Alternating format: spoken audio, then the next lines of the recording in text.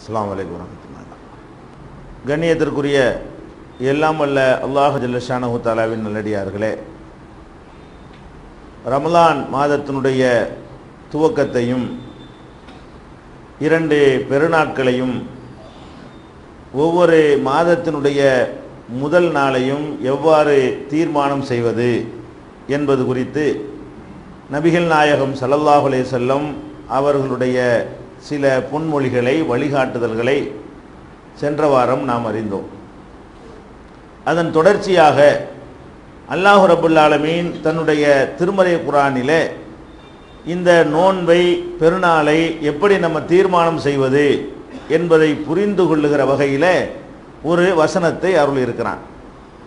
ஷஹ்ரு ரமலான் அல்லதி உன்சில ஃபீஹில் குர்ஆன், ரமலான் மாதத்தில் தான் குர்ஆன் அருளப்பட்டது என்று துவங்குகிற அந்த வசனத்திலே இடையிலே அல்லாஹ் குறிப்பிடுகிறான், ஃபமன் ஷஹித மின்குமு ஷஹ்ர ஃபல்யசும்ஹு, உங்களில் யார் அந்த மாதத்தை அடைகிறாரோ அவர் அந்த மாதத்திலே நோன்பு வைக்கட்டும். ரமலான் மாதத்தினுடைய சிறப்பை சொல்லி கொண்டு வந்த இறைவன் அந்த வசனத்தில் ஒரு இடத்துல குறிப்பிடுகிறான், உங்களில் யார் ரமலானை அடைகிறாரோ அவர் நோன்பு வைக்கட்டும். இந்த வாசக அமைப்பு நம்ம உன்னிப்பாக கவனிக்க வேண்டிய ஒரு அமைப்பு. ரமலானில் நோன்பு வையுங்கள் அப்படின்னு சொல்வதற்கும், யார் ரமலானை அடைகிறாரோ அவர் நோன்பு வைக்கட்டும் என்று சொல்வதற்கு மத்தியில் நிறைய வித்தியாசம் இருக்கிறது. யார் ரமலானை அடைவாரோ என்ற வாசகத்தில் இருந்து சில பேர் அடைவார்கள், சில பேர் அடைய மாட்டார்கள்ங்கிற கருத்து அடங்கி இருக்கிறது. எல்லாருமே ஒரே நேரத்தில் ரமலானை அடைவார்கள் என்றால் ரமலானில் நோன்பு வையுங்கள் அப்படிதான் சொல்லணும். அல்லாஹ் என்ன சொல்றான், எல்லாரும் ஒரே நாளில் ஒரே செகண்டில் ரமலான் மாதத்தை அடைவார்கள் என்பது அல்லாஹுடைய முடிவாக இருக்குமேயானால் அல்லாஹ் என்ன சொல்ல மாட்டான், உங்களில் யார் அடைகிறாரோ அவர் நோன்பு வைக்கட்டும். அப்படின்னா என்ன அர்த்தம், ரமலான் மாதத்தை அடைவதில் ஒருவருக்கொருவர் வித்தியாசம் இருக்கும். ஒருவர் அடையும் பொழுது ஒருவர் அடையாமல் இருப்பார். அனைவரும் ஒரு நேரத்தில் அடைய மாட்டார்கள். அனைவரும் ஒரு சவுதியில் பெற பார்த்துட்டாங்க, உடனே உலகத்துக்கெல்லாம் ரமலான் பிறந்துருச்சு அப்படின்னு வைத்து கொண்டால் உலகம் பூரா ஒரே நேரத்தில் அடைஞ்சிருச்சு. இப்போ அடையாதவர்னு யாருமே இல்லை. சவுதியில் பெற பார்க்குறாங்க, அதை உலகமெல்லாம் ஏற்றுக்கொள்ளணும்னு ஒரு சாரார் புறப்பட்டு இருக்கிறார்கள். அவங்க கருத்து பிரகாரம் என்ன வரும், சவுதியில் பெற பார்த்த உடனே உலகத்துக்கெல்லாம் ரமலான் பிறந்து விட்டது. உலகத்துக்கெல்லாம் ஒரே செகண்டில் ரமலான் பிறந்து விடுமானால் ரமலானை எல்லாரும் ஒன்று அடைஞ்சிட்டாங்க. அப்போ உங்களில் யார் அடைவாரோ நோன்பு வைக்கட்டும்னா அப்படி பிரிக்க இயலாது, எல்லாரும் தான் அடைஞ்சிட்டாங்க. அப்போ எல்லாரும் அடைவார்கள்ங்கிற மாதிரியான ஒரு முடிவை நம்ம எடுத்தால் குர்ஆனுடைய இந்த வசனத்துக்கு அது மாத்தம். ஒவ்வொருவரும் ஒவ்வொரு நேரத்தில் தான், ஒவ்வொரு வித்தியாசத்தில் தான் ரமலானை அடைவார்கள். இது குர்ஆனுடைய வசனத்தில் இருந்து நம்ம தெளிவாக புரிந்து கொள்கிறோம். இதை இன்னும் விவரமாக புரிந்து கொள்வதாக இருந்தால், இப்போ இன்னைக்கு சவுதியில் இன்றைக்கு பிறை பார்த்து விட்டார்கள். உதாரணம், எதுக்கு நம்ம சவுதியை சொல்றோம் என்றால், இந்த சவுதியை வச்சுக்கிட்டு தான் ஒரு கூட்டம் எல்லா குழப்பமும் பண்ணுகிறது. உலகத்தில் சவுதி மட்டும் இருக்கிற மாதிரி, வேற எங்கேயும் பிறையே தெரியாத மாதிரி, அவன் மட்டும்தான் உலகத்தில் இப்போ பிறைய பார்ப்பாங்கிற மாதிரி என்ன செய்யறாங்க, இந்த சவுதிக்கு எஜமான விசுவாசம் காட்டக்கூடிய ஒரு கூட்டத்தினால தான் குழப்பம் கொஞ்சம் அதிகமாக இருக்கு. இந்த பிறை விஷயத்தில் குழப்பத்தை ஜாஸ்தியாக்குனது யாருன்னு கேட்டால் இந்த சவுதியுடைய அடிமைகள் தான் இந்த மாதிரி பண்ணிக்கிட்டு இருக்கிறாங்க. ஒரு பேச்சுக்கு சவுதியில் பெற பார்த்துட்டாங்க, இன்னைக்கு பெற பார்த்து அறிவிச்சுட்டான். உலகம் பூரா ரமலான் பிறந்துருச்சுன்னு வச்சுக்கிடுவோம். இவங்க சொல்வதை அங்கே பார்த்தா நம்மளையும் ஏற்றுக்கிறேன்னு, சிங்கப்பூர்லையும் ஏற்றுக்கிறேன்னு, அமெரிக்காவிலையும் ஏற்றுக்கிறேன்னு, ரஷ்யாவிலையும் ஏற்றுக்கிறேன்னு அவன் அறிவிச்சா எல்லாத்துக்கும் வந்தான். பிறதான் வந்துருச்சுல, ஒரு பிறதானே, எல்லாருக்கும் அது பிறந்து விட்டது, நாள் துவங்கி விட்டது, ரமலான் வந்து விட்டது என்று அர்த்தம் கொடுத்தால், இப்போ சவுதியில் எப்போ பெற பார்ப்பாங்க, தலைப்பறை பார்க்கறது உலகத்தில் எங்கே பார்த்தாலும் மகரிப்பு நேரத்தில் மகரிப்பு பிறகு தான் பார்ப்பாங்க. சூரியன் மறைந்த பிறகு தான் என்ன செய்வாங்க, அதான் தலைப்பறை, அப்போ தான் பார்க்க முடியும். அப்போ உதாரணமாக ஒரு 6:30 மணியோ 6:45 ஒரு 7 அந்த நாட்டில் சவுதியில் எப்போ சூரியன் மறையுதோ அப்போ அவங்க பார்த்துட்டாங்க. சவுதியில் 7 மணியாக இருக்கும் பொழுது சவுதிக்கு நேர் ஆப்போசிட்டில் இருக்கிற ஊர் இருக்குதுல்ல, அதை எடுத்து பார்த்தீங்கன்னா மேப்பில் அங்காரான்னு போட்டிருப்பான். அமெரிக்காவை சேர்ந்த அங்காராங்கிற ஊர் எங்கே இருக்குது, சவுதிக்கு நேர் ஆப்போசிட்டில் இருக்குது. நேர் ஆப்போசிட்டில் இருந்தால் என்னவா இருக்கு, அங்கே காலை 7 மணினா அங்கே ராத்திரி 7 இருக்கும். அங்கே ராத்திரி 7னா இங்கே காலை 7 இருக்கும். நேர் ஆப்போசிட்டில் இருக்கிற ஊர் இப்போ நமக்கு நேர் ஆப்போசிட்டில் இருக்கிற ஊரை போய் பார்த்தீங்கன்னா இதே டைமாக இருக்கும், ஆனால் இரவாக இருக்கும். இப்போ எத்தனை மணி நீங்கள் இருக்கிறீங்களோ இப்படியே ஒரு ஓட்டை போட்டு கீழே போனீங்கன்னு வைங்க, நேர அங்கே ஒரு ஊர் இருக்குன்னு வைங்க, அங்கே என்ன டைமாக இருக்கும், கரெக்டாக 12 மணி நேரம் வித்தியாசம் வரும், நேர ஆப்போசிட்டில் உள்ள ஊர். அப்போ சவுதியில் வந்து ராத்திரி 7 மணிக்கு ரமலானை பிறைய பார்த்துட்டோன்னு அறிவிக்கிறான். அவன் அறிவிக்கும் பொழுது அங்காராவில் காலை 7 மணி. இப்போ அங்காராங்கிற ஊரில் என்னது காலை 7 மணி. இப்போ ரமலான் பிறந்துருச்சு, இவன் என்ன செய்வான்? இப்போ ரமலான் பிறந்துருச்சுல, காலை 7 மணிக்கு நோன்பு வைக்க இயலுமா? நோன்பு வைக்கிறதா இருந்தால் என்ன செய்யணும்? சுபுகுலேருந்து வைக்கணும். சுபுகு ஆரம்பித்ததுலேருந்து என்ன செய்யணும்? நோன்பு ஸ்டார்ட் ஆகி விட வேண்டும். 7 மணிங்கிறதுலாம் சுபுகு ஆரம்பித்து 2 மணி நேரம் போயிருக்கும், சுபுகு ஆரம்பித்து 1.5 மணி நேரம் போயிருக்கும். அப்போ அந்த சுபுகுக்கு முன்னாடி எல்லாத்தையும் முடிச்சு கொள்ளணும். சாப்பாட்டு வேலையில் என்ன செய்யணும்? சுபுகு வக்து வருவதற்கு முன்னாடி முடிச்சு கொள்ளணும். இப்போ ரமலான் அவன் அறிவித்த உடனே இவன் என்ன பண்ணுறான்? அங்காராவில் இருக்கிறவன் அவனுக்கு இப்போ ரமலான்ங்கிறாங்க இவங்க. அங்கே உலகத்தில் எங்கே பார்த்தாலும் ஒரு இடத்துல பார்த்தா உலகமெல்லாம் கட்டுப்படுத்துங்கிறாங்க. உலகமெல்லாம் கட்டுப்படுத்தினா இப்போ அவன் ரமலானை அடைந்து விட்டான அடையலையா? இவன் அடைஞ்சிட்டான்ல, சவுதி அடைஞ்சா அனைவரும் அடைவார்கள் என்று சொன்னா அங்காராவில் உள்ளவன் என்ன செஞ்சிட்டான்? இப்போ அவன் ரமலானை அடைந்து விட்டான். இப்போ அவன் என்ன செய்வான்? அது நோன்பு வைப்பான். நோன்பு வச்சா நோன்பு ஆகுமா? நோன்பு வச்சு 7 மணிக்கு 8 மணிக்கு நோன்பு வைக்கலாமா? அப்போ ராத்திரி அது குழப்பம் வருகிறது. அது பெருநாள் இருக்குன்னு வைங்க, நோன்பு வச்சுக்கிட்டு சுபு தொழுதுட்டு வெளியே வருவான். சவுதியில் பெற பார்த்தோம் வாங்க, உடனே பெருநாள் தொழுவு போகணும், அந்த 2 மணி நேரத்துக்கு நோன்பு முறிக்கணும். அப்போ நம்ம பார்க்குறோம் இவர்கள் சொல்லக்கூடியது எந்த ஒரு அறிவியலும் இல்லை, எந்த ஒரு சென்ஸும் இல்லை, ஒரு அறிவுள்ளவர்களுடைய வாதமாக இல்லை, நடைமுறைக்கும் ஒத்து வரல. சரி, லண்டனில் இப்போ 4 மணியாக இருக்கும், சவுதியில் 7 மணிக்கு பிற பார்க்கும்போது என்னமா இருக்கும்? லண்டனில் 4 மணியாக இருக்கும். 4 மணிக்கு அவன் ரமலான் அடைகிறான். 4 மணிக்கு அவன் திங்கலாமா? ரமலானில் சாப்பிட்ற ஹராமு தானே, ரமலான் அடைந்துருவான். ஆனால் என்ன செய்வான்? சாயந்தரம் சாப்பிட்டுட்டு இருப்பான். அப்போ அவன் எப்போ நோன்பு வைக்கிறது? அடுத்த நாள் தான் வைக்க முடியும். சவுதி வைக்கிற அதே நாளில் வைக்க இயலாது. அப்போ வந்து நம்ம நல்லா தெரிகிறது, அவரவர்களுடைய பகுதிக்கு வரும் பொழுதுதான் அந்த பிறை நாள் காட்டுமே தவிர உலகத்தில் எங்கேயாவது இருக்கிறதுனால அது நாளை காட்டாது. சூரியன் எங்கேயாவது இருக்கிறதுனால நமக்கு நேரத்தை காட்டுமா? நமக்கு எப்படி இருக்குது அதுக்கு தகுந்த மாதிரி நேரம் காட்டும். நமக்கு இந்த பக்கம் இருக்கும்போது உதிக்கிறத காட்டும், மறைகிறத காட்டும், இந்த பக்கம் இருக்கும்போது உதிக்கிற காட்டும், இந்த பக்கம் இருக்கும்போது உச்சியை காட்டும் என்று சூரியனுக்கு பார்க்குறோமே, அதே மாதிரி தான் சந்திரன் சவுதிக்கு தோன்றினாலும் அது சுத்தி கொண்டு வரப்போகிறது. அடுத்து அவனுக்கு தெரியத்தான் போகிறது. அவனுக்கு தெரியும் போது அவன் என்ன செய்வான்? இப்போ நமக்கு ஆரம்பித்து விட்டதுன்னு எடுத்துக்கொள்வான். அது போக ஒரு நாளுங்கிறது என்ன? 24 மணி நேரம் கொண்டது ஒரு நாள். இவங்க வாதப்படி ரமலான் அவனுக்கு பிறந்தவன் நமக்கு ஆரம்பிச்சிருந்தா டேட் மாறிடுச்சுன்னு அர்த்தம்.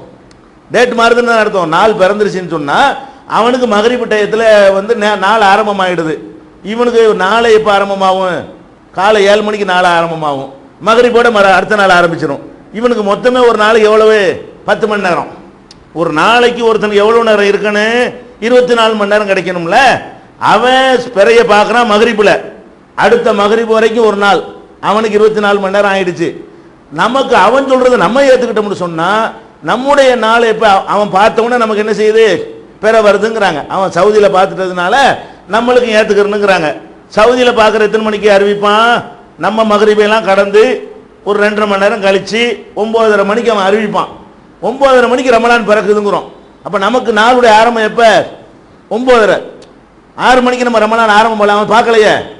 அவன் 6 மணிக்கு அவன் பிறைய பார்க்குறான் சவுதிக்காரன். அவர் 6:30 மணிக்கு பார்க்குறான். ஒரு பேச்சுக்கு 6:30 மணிக்கு பார்த்தவன் அறிவிக்கும் பொழுது உங்கள் நேரம் என்னவா இருக்கும்? 9 இருக்கும்ல. சவுதிக்காரன் 6:30 மணிக்கு பிறைய பார்த்து அறிவிக்கும் பொழுது உங்களுக்கு ராத்திரி 9 மணி நேரமாக இருக்கும். 9க்கு தான் ஒரு நாள் ஆரம்பிக்குமா?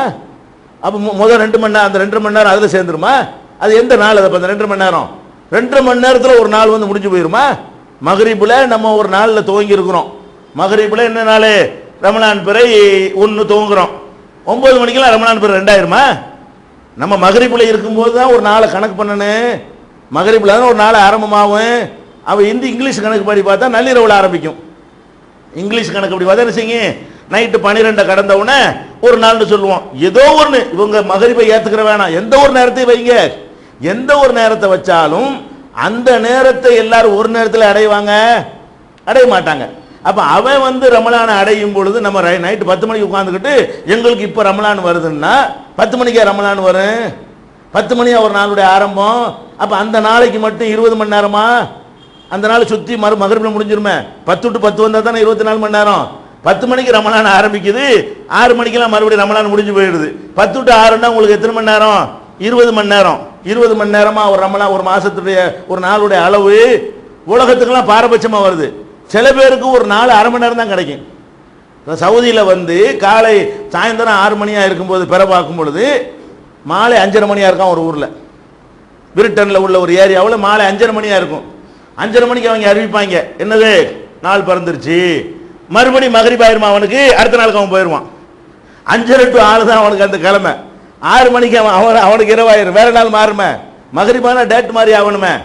மகரிபான பிறகு வெள்ளிக்கிழமை ராவு திங்கக்கிழமை ராவுன்னு நம்ம சொல்றோம்ல. அப்ப நம்ம குரானை வச்சு பார்த்தாலும் தெரிகிறது, நடைமுறை வச்சு பார்த்தாலும் தெரிகிறது, அவருக்கு நேரம் வரும் பொழுதுதான் பிறை நாள் காட்டுமே தவிர எங்கேயோ இருந்து கொண்டு நமக்கு நாள் காட்டாது. எங்கே இருந்து கொண்டு சூரியன் நமக்கு நேரத்தை காட்டாது.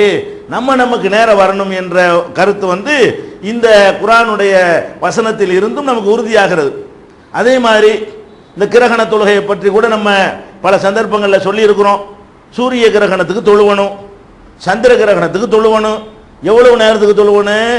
அந்த கிரகணம் விலகிற வரைக்கும் தொழுவணும். கிரகணம் எப்போ பிடிக்க ஆரம்பிக்கிறதோ அப்போ ஆரம்பிக்கிற தொழுகையை எது வரைக்கும்? தொழுகண்டு இல்லை, தொழுகை திக்ரி இபாதத்து தர்மங்கள் அதில் ஈடுபடணும். எவ்வளோ வரைக்கும் ஈடுபடணும்? கிரகணம் துவங்கி கிரகணம் மறைகிற வரைக்கும் நம்ம ஈடுபடணும். இப்போ வந்து லண்டனில் வந்து இப்போ சந்திர கிரகணம் வருது. லண்டனில் சந்திர கிரகணம் வருது, அமெரிக்காவில் சந்திர கிரகணம் வருது. சந்திர கிரகணம் வரும்போது நம்ம என்னவா இருப்போம்? நல்ல பகலில் உச்சி வெயில் தலைக்கு மேலே இருக்கும். அவன் சந்திர கிரகணத்தை அவன் பார்த்துக்கிட்டு இருப்பான் அமெரிக்காக்காரன். நமக்கு பகலாக இருக்கும், அது பட்ட பகலாக இருக்கும். அவன் ராத்திரிக்கு 12 மணிக்கு சந்திர கிரகணம் அவனுக்கு வந்துச்சுன்னு சொன்னால் நமக்கு என்னவா இருக்கும்? பகல் 12 மணியாக இருக்கும். அவன் ஃபோன் பண்ணி சொல்கிறான், இங்கே சந்திர கிரகணம் எங்களுக்கு தெரிகிறதுண்டு. நம்ம தொழுவோமா? அதுக்கு இருக்கு போயில எங்களுக்கு சூரியன் என்னடா இருக்குது, சந்திரனுக்கு எங்களுக்கு என்னடா? நாங்கள் சந்திரனுக்கு எங்களுக்கு என்ன சம்பந்தம்? உனக்குள்ள சந்திரன் இருக்குது, எங்களுக்கு சூரியனில் இருக்குது. அப்போ நம்ம சூரியனை பார்த்துக்கிட்ட நம்ம சந்திர கிரகணம் தொழ முடியுமா? அந்த சந்திர கிரகணத்தை எடுத்துக்கொண்டால் கூட ஒவ்வொரு நாடாக கடந்துக்கிட்டே வரும். இப்போ அமெரிக்காவில் ஒரு 4 மணி நேரத்துக்கு அந்த சந்திர கிரகணம் இருக்கும். அதுக்கப்புறம் வேறு நாட்டை கடந்து அவங்களுக்கு ஒரு 3 மணி நேரம் இருக்கும், அவங்களுக்கு ஒரு 2 மணி நேரம் இருக்கும், ஒரு 12 மணி நேரம் அப்படி சந்திரன் நீண்டுச்சுன்னு வைங்க. 12 மணி நேரமும் நீங்கள் சந்திர கிரகணத்தினுடைய இபாதத்தில் ஈடுபடணும். ஆனால் பகலாக இருக்கும். பகலில் சந்திர கிரகணம் தொழுகிறவனு, இரவில் சூரிய கிரகணம் தொழுகிறவனு, அது என்ன? அது சயின்ஸா? அது வந்து அறிவியல் விளக்கமா அது? அப்போ நம்ம சூரிய கிரகணத்தை அவன் பார்க்கும் பொழுது நம்ம ராத்திரியில் இருப்போமே, அமெரிக்காவில் சூரிய கிரகணம், எல்லாம் சூரிய கிரகணம் தொழுவுங்க. அப்போ சூரிய கிரகணம் தொழுவுங்க, சந்திர கிரகணத்தை தொழுவுங்கன்னு சொன்னால் அதுக்கு மீனிங் என்ன? எங்கேயாவது ஒரு இடத்துல கிரகணம் இருந்தால் தொழுவுங்கன்னு மீனிங்கா? உங்களுக்கு நமக்கு என்ன செய்யும்? சில சந்திர கிரகணத்தை பார்த்தீங்கன்னா இரவையே வச்சுக்கிடுவோம். இரவுலேயே சந்திர கிரகணம் வரும். எப்படி வரும்? நம்ம இருக்கிற கோணத்தை பார்த்தீங்கன்னா ஃபுல்லாக தெரியும், சந்திரனுக்கு கிரகணமே தெரியாது. இன்னொருத்தன் இருக்கிற அவன் டைரக்ஷனில் இது மறைஞ்சிருக்கும். அவன் இருக்கிற டைரக்ஷனில் மறைஞ்சிருக்கேன். ஒருத்தனுக்கு முழு சந்திரனை பார்த்துக்கிட்டு இருப்பான், இன்னும் ஒருத்தன் கிரகணம் பிடிச்ச சந்திரனை பார்ப்பான். அவன் பார்த்ததுனால நம்ம வந்து கிரகணம்னு சொல்லுதா நம்ம என்ன நினைப்பான்? எங்களுக்கு தான் பளிச்சுன்னு 14ஆம் பக்கம் நிலவு வந்து பளிச்சுன்னு அடிக்குதப்பா, நான் எங்களுக்கு கிரகணம் வரலைன்னு நம்ம சொல்லுவோமா? வந்துருச்சுல, எங்கேயாவது வந்துருச்சுல அப்படின்னு நம்ம சொல்லுவதா? எங்கேயாவது ஒரு இடத்துல கிரகணம் ஏற்படும் பொழுது எங்கேயாவது கிரகணம் இல்லாமல் இருக்கும். கிரகணம் என்பது வந்து டைரக்ஷனை பொறுத்து உள்ளது. நம்ம பார்க்குற டைரக்ஷனில் அப்படி மறைக்கிற டைரக்ஷனில் எந்த பூமிக்கு அவங்களுக்கு நேர்கோட்டில் இருந்தார்களே ஆனால் அவர்களுக்கு மறையும். நம்ம வேற டைரக்ஷனில் இருந்தோமே ஆனால் நமக்கு மறையாது. அப்போ டைரக்ஷனை பொறுத்த வரைக்கும் தான் அந்த கிரகணம் மாறுதுங்கும் போது கிரகண தொழுகை நம்ம எப்படி முடிவு பண்ணுறோம்? இதுகளை எல்லாம் சிந்தித்து பார்த்து இந்த உலகமெல்லாம் ஒரே நாள்ங்கிற ஒரு சித்தாந்தம் வந்து அறிவியலுக்கு எதிரானது. அது சாத்தியமே இல்லை. உலகமெல்லாம் கண்டிப்பாக வந்து கிழமை மாறிக்கொண்டு தான் இருக்கிறது. இப்போ யாரெல்லாம் மகரிபை இப்போ அடைஞ்சிருப்பாங்கல்ல, இப்போ நீங்கள் 12 மணியாக இருக்கும் பொழுது மகரிப் அடைஞ்சவங்களுக்கு கிழமை வேறு தானே? நீங்கள் இருக்கிற கிழமை அவங்களுக்கு நாள் எப்படி நேரம் தானே மாறும்? நாள் எப்படி மாறும்னு பயங்கரமாக கேட்குறாங்க. நேரம் தான் மாறுமா, நாள் மாறாதான். இப்போ நம்ம எல்லாம் 12 மணியாக இருக்கிறோம். இப்போ எவனாச்சும் சூரியன் மறைகிற நேரத்தை அடையிறான், உலகத்தில் எங்கே அடைவான்ல, அவனுக்கு என்ன இப்போ அடுத்த நாளில் நுழைஞ்சிடான்னு நுழையலையா?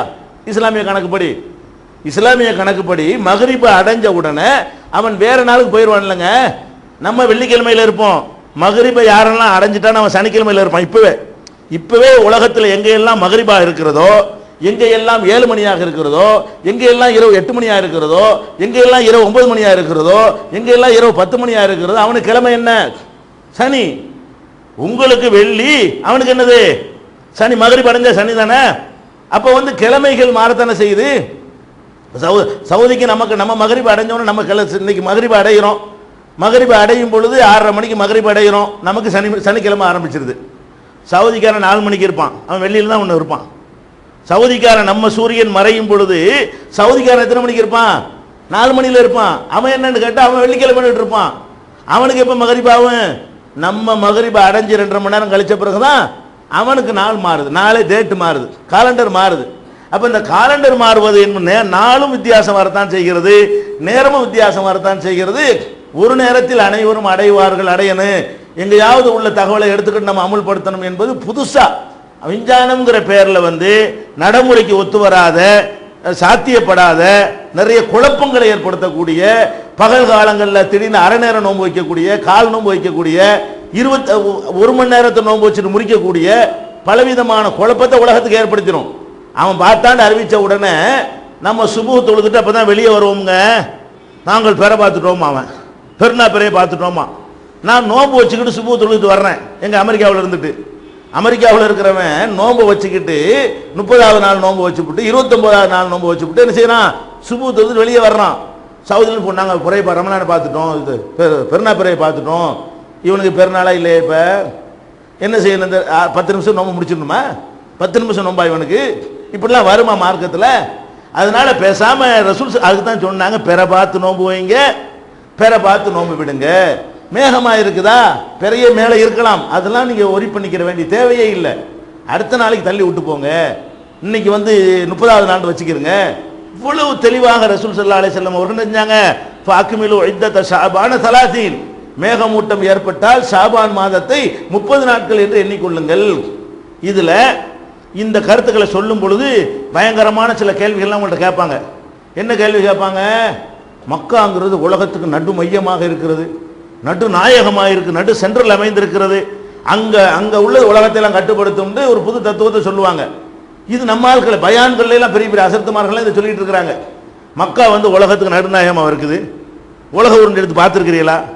நடுநாயகமாக இருக்குமா? அது இருக்குது, அப்படியா இருக்கு. நடுநாயகம் எது? சுழலுகின்ற ஒரு உருண்டை. சுழலுகின்ற உருண்டையில் நடுநாயகம் எதை நீங்க சொல்லணும்? எந்த மையம், வட துருவம் தென் துருவம், ரெண்டுலையும் சுழற்சி இருக்காது. இதான் வட துருவம், இது தென் துருவம்னு வைங்களேன், இது சுழற்சி இருக்காது. சுத்துதுல எந்த இடத்துல வேகமான சுத்து இருக்கு?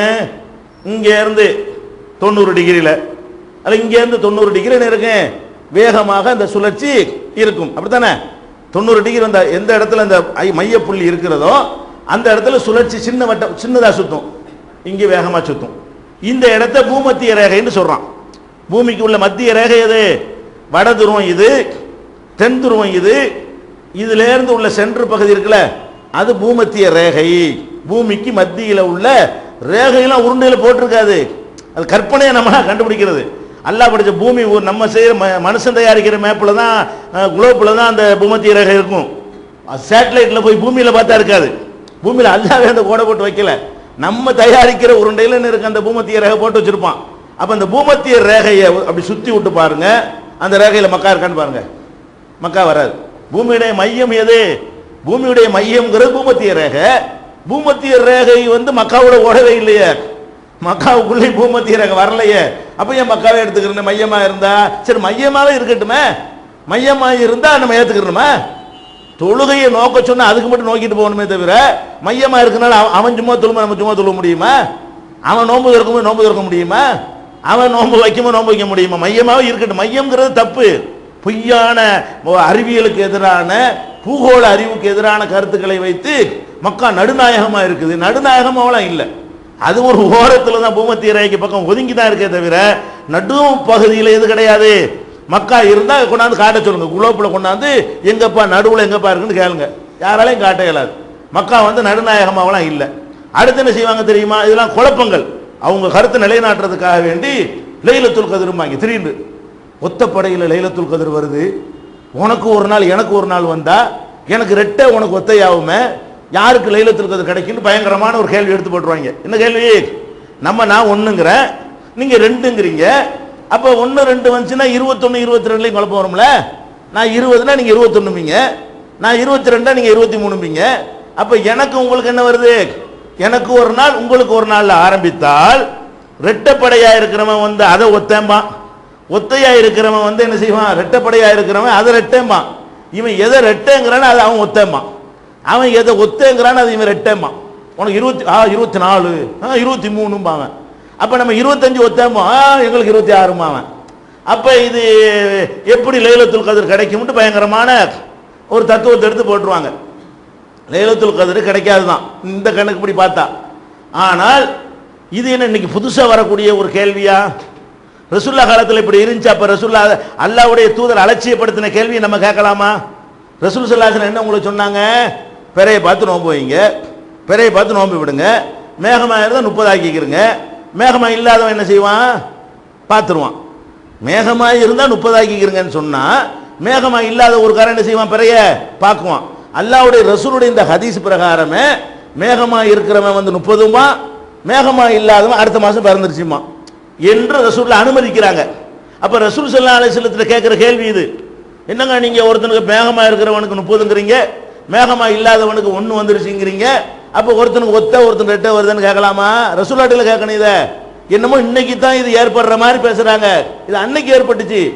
ஏன் அந்த இப்னு அப்பாஸ் உடைய ஹதீஸ் சம்பந்தப்பட்ட ஹதீஸ் இருக்க, சிரியாவில் பெற பார்ப்பாங்களே, சிரியாவில் பார்த்துட்டு மதீனாவில் வந்து குறைபுங்கிற வந்து சொல்லுவாரு. போன வாரம் சொன்னோமே, சிரியாவில் பெற பார்ப்பாரு, மதீனாவுக்கு வருவாரு. இவங்க வெள்ளிக்கிழமை பார்த்துருப்பாங்க, இவங்க சனிக்கிழமை பார்த்துருப்பாங்க. இவர் சொல்றது அவங்க ஏத்துக்கிற மாட்டாங்க. அப்ப இந்த வெள்ளிக்கிழமை வந்து அவருக்கு ஒத்தன்னா இவங்களுக்கு சனிக்கிழமை ஒத்த. அப்ப ஒத்த ரெட்ட மாறுது. அப்ப யாருக்கு லைலத்துல் கத்ர் கிடைச்சி?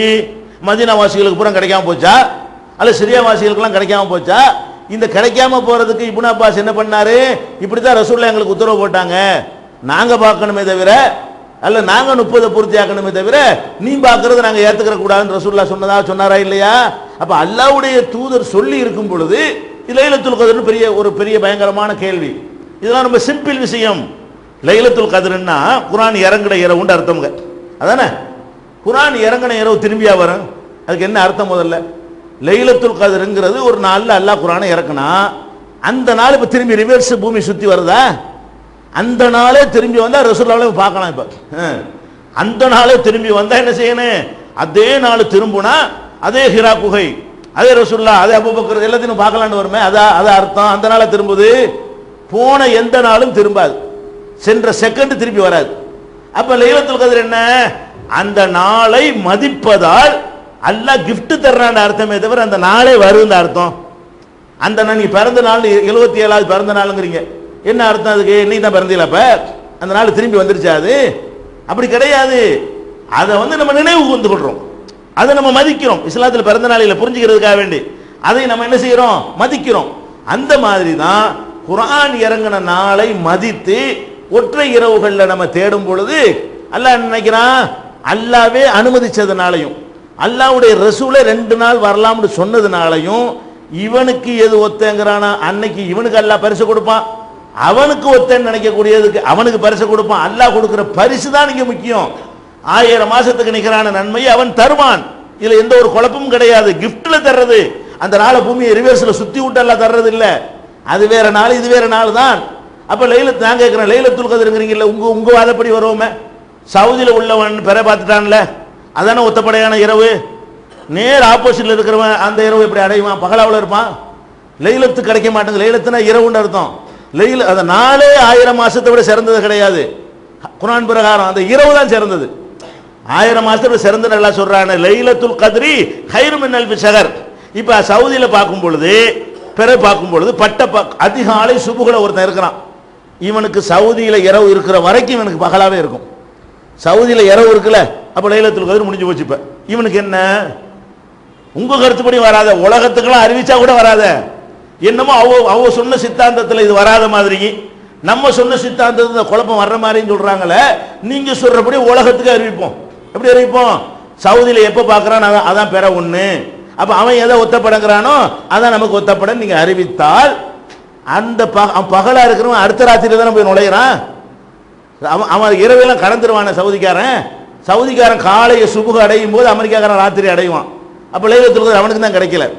இதெல்லாம் வந்து வரட்டு தத்துவம். ஒரு சட்டத்தை விளங்குவதற்கு இது வழி அல்ல. தெளிவான வாசகத்தை கொண்டுதான் சட்டங்களை வழங்கணும். தெளிவான வாசகம் என்ன? பெற பார்த்து நோன்பு வைங்க, பெற பார்த்து நோன்பு விடுங்கள், 30 மேகமாக இருந்தால் 30ஆக பூர்த்தியாக்கி கொள்ளுங்கள். இப்படி ரசூல் ஸல்லல்லாஹு அலைஹி வஸல்லம் அவர்கள் நமக்கு தெளிவான வழியை காட்டி இருக்கிறார்கள். இதை போட்டு குழப்பிக்கிற தேவையில்லை. பக்கத்து ஊர்ல ஒன்று நமக்கு ஒன்று வித்தியாசம் வருதெல்லாம் குழப்ப வேண்டியது இல்லை. தூரத்துல இருந்து வந்த தகவலை நம்ம ரிஜெக்ட் பண்ணிக்கலாம், பக்கத்துல இருந்து வந்துச்சுன்னா என்ன செய்யலாம், ஏத்துக்கலாங்கிறது ஹதீஸ் இருக்கிறது. எவ்வளவு பக்கம் எவ்வளவு தூரம், அல்லாஹ்வுடைய தூதர் நம்ம தலையில கட்டிட்டாங்க. என்ன கட்டிட்டாங்க? சௌமுக்கும் யௌம தஸூமூன். அதை நீங்க தீர்மானிச்சுக்கலாம். நீங்க எதை நோன்பு முடிவு செய்றீங்களோ அது உங்களுக்கு நோன்பு. நீங்க எதை பெருநாள் ஃபித்ருக்கும் யௌம துஃப்திரூன், நீங்க எதை நோன்பு பெருநாள்னு முடிவு செய்றீங்களோ அது உங்களுக்கு நோன்பு பெருநா. அல்ஹாக்கும் யௌம துலஹூன், நீங்கள் என்னைக்கு குர்பானி கொடுக்குறீங்களோ அன்னைக்கு உங்களுக்கு ஹஜ் பெருநாள்னு சொல்லி இந்த எவ்வளவு தூரத்தை எடுத்துக்கலாம்ங்கிற ஒரு அதிகாரத்தை நம்ம கொடுத்துட்டாங்க. நம்மளா கூடி நம்ம இந்த மாவட்ட அளவுக்கு எடுத்துக்கிறோம்னு முடிவு எடுத்தால் அதுக்கு நமக்கு அனுமதி இருக்கிறது. என்ன ஒரு 5 நிமிஷம் டிஃபரன்ஸ் வரப்போகுது, சூரிய மறையிற விஷயங்கள்ல 3 நிமிஷம் வரப்போகுது, இது ஒரு அலட்சியப்படுத்தக்கூடிய ஒரு தூரம் அப்படின்னு நினைத்து கொண்டு நாங்கள் இந்த 2 மாவட்ட அளவுக்கு வந்தால் எடுத்துக்கிடுவோம், இந்த 3 மாவட்டத்துக்கு வந்தால் எடுத்துக்கிடுவோம் அப்படின்னு அந்த ஊர் மக்களாக கூடி ஒரு முடிவெடுத்தார்களே, ஆனால் அது குற்றம் கிடையாது. இதனால வந்துட்டு அமெரிக்காவில் தான் எடுத்துக்கிறோங்கிறது தப்பு. 2.5 மணி நேரம் 3.5 மணி நேரம் வித்தியாசம் வர்றதெல்லாம் எடுத்துக்கிறோங்கிறது வந்து அது மசூரா பண்ணி எடுக்கிற விஷயங்கள் கிடையாது. அந்த மாதிரி ஒரு வழியை ரசூல் ஸல்லல்லாஹு அலைஹி வஸல்லம் காட்டி தந்திருக்கிற காரணத்தினால் இதையெல்லாம் விளங்கி பிறை சம்பந்தமாக குழம்பிக் கொள்ளாமல் நம்ம என்ன செய்யணும், நம்ம பகுதி எதுன்னு அவங்க தீர்மானிச்சுக்கிறங்க. அவரவர்களுடைய பகுதியில் பிறை பார்த்ததன் அடிப்படையில் முடிவெடுங்க. ஒரு பகுதியில் மேகமாக இருந்து பார்க்காம இன்னொரு பகுதியில் பிரைட்டா இருந்து பார்த்து விட்டார்களே, ஆனால் 2 நாட்களில் வரத்தான் செய்யும், வரும் என்று ரசூலுல்லாஹ்வுடைய ஹதீஸிலிருந்து தெரிகிறது. அதுக்கு நீங்க அழட்டிக்கிற தேவையில்லை, அல்லாஹ் அந்த கிஃப்ட் நமக்கு தந்து விடுவான் என்று புரிந்து கொள்வதுதான் இது சரியான முறை. இதை உணர்ந்து நடக்கக்கூடிய நன்மக்களாக அல்லாஹ் நம்மை ஆக்கி அருள்வானாக. அன்பிற்குரிய சகோதரர்களே, இந்த வரக்கூடிய ரமலானை பொறுத்த வரைக்கும், அதாவது பிறை முதல் பிறை என்பது ஃபர்ஸ்ட் அமாவாசைன்னு ஒன்று ஏற்படும். அமாவாசைன்ற என்ன அர்த்தம்?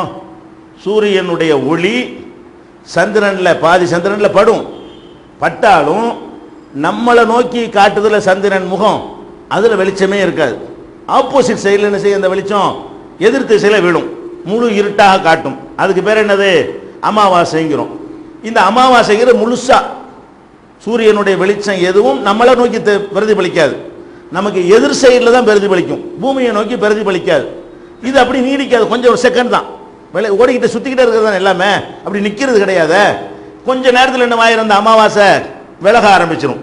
இந்த அமாவாசையை தான் என்ன செய்யறான்னு கேட்டால் நியூ மூன், புது மூன் சொல்லி இங்கிலீஷில் சொல்கிறான். நமக்கு புது பிறைங்கிறது பார்க்கறத வச்சு வந்துருச்சு ஹதீஸில். சயின்டிஃபிக்காக என்ன சொல்கிறான்னு கேட்டால் அது நியூ மூன் சொல்லிடுறான். இந்த அமாவாசையை பொறுத்த வரைக்கும் இந்த மாசத்தில் வந்து 11ஆம் தேதிக்கு ஏற்படுகிறது. 11ஆம் தேதிக்கு என்ன வருது? அமாவாசை வருது. 11ஆம் தேதிக்கு எப்போ வருதுன்னு கேட்டால் 12:45 மணிக்கு வருது. 12:45, அதாவது இரவு 12:45. இரவு 12:45, 12 மணிக்கு நாள் மாறுது இல்லையா? இரவு 12:45 மணிக்கு என்ன ஏற்படுது? அமாவாசை ஏற்படுகிறது. அப்ப இரவு 12:45 அமாவாசை அதை பார்க்க இயலாது. 1 மணி நேரத்து பிறையே 2 மணி நேரத்து பிறையெல்லாம் பார்க்க முடியாது. அப்ப 11ஆம் தேதிக்கு இது ஏற்பட்டுறது. அப்ப 11ஆம் தேதி நம்ம 6 மணி அடையிறோம்னு வைங்க. 11ஆம் தேதி நம்ம என்ன செய்யறோம்? 11ஆம் தேதிக்கு சூரியன் வந்து 6:10க்கு மறையுது. 11ஆம் தேதி நம்ம சென்னைக்கு உதாரணமா எடுத்துக்கொண்டால், தமிழ்நாட்டுக்கு பூரா இல்லை, சென்னைக்கு உதாரணமா எடுத்துக்கிட்டீங்கன்னா 6:10க்கு சூரியன் மறையுது. சூரியன் மறைஞ்சவனா தலைப்புறையை பார்க்க முடியும், சூரியன் இருந்தா பார்க்க இயலாது. ஏன்? சூரியனுடைய வெளிச்சம் அதை அமைக்கணும். சூரியனுடைய பிரைட் வந்து அந்த லேசான வெளிச்சம் தான் சந்திரனில் கிடைக்கும் போது இருந்தா கூட நம்மளால் பார்க்க இயலாது. அப்ப சூரியன் மறைந்த பிறகு என்ன செய்ய முடியும்? அதை பார்க்க முடியும். இப்ப 11ஆம் தேதிக்கு வந்து அந்த 12:45 பிறந்திருந்தால் அந்த பிறையுடைய வயசு எவ்வளவா இருக்கு? 6 மணிக்கு 5.25 மணி நேரம் ஆயிருக்கும். அதான் 12:45க்கு பிறக்குது, அமாவாசை ஏற்படுது. அப்ப சாயந்தரம் 6:45, 6:10க்கு நம்ம சூரியன் மறையுது, ஆகாயத்தில் பார்க்கிறோம். பார்த்தா அந்த பிறையுடைய சைஸ் எவ்வளவு? 5.25 மணி நேரத்தினுடைய வயசு.